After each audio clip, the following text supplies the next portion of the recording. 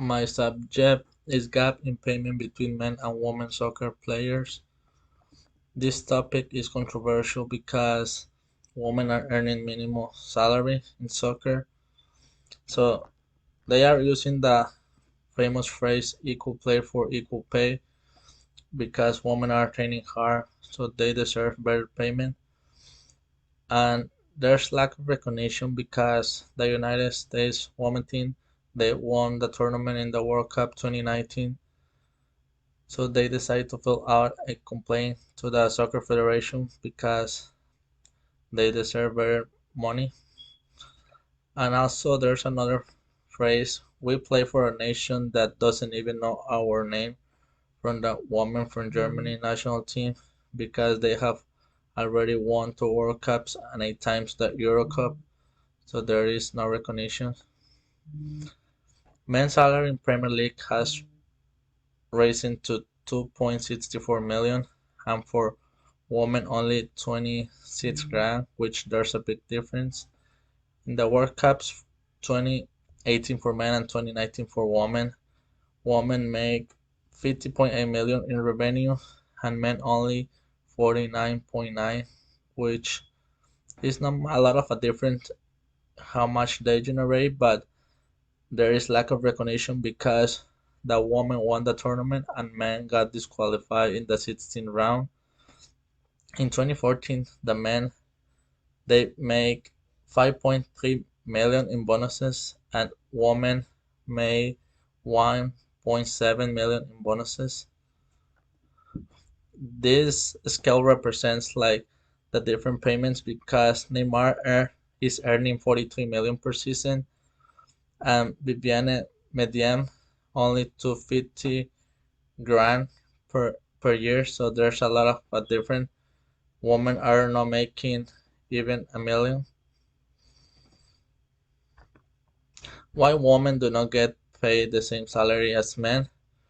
Because there's historical injustice performed against women soccer football players which continue to harm contemporary women's game. Associations ban the women's game, which are responsible for the damage which cause lowering women's salary wages.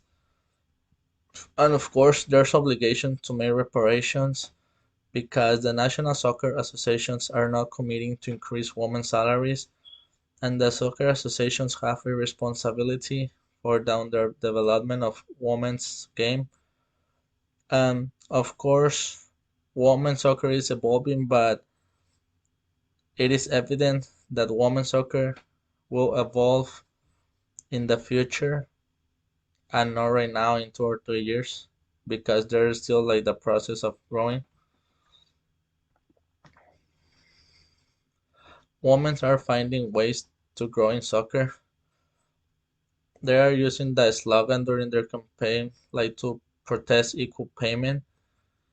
And in 1984, a women's soccer committee was set up focusing on the professionalism and development of women's soccer, and they will bring coaches, managers, and referees that are trained to increase the women games.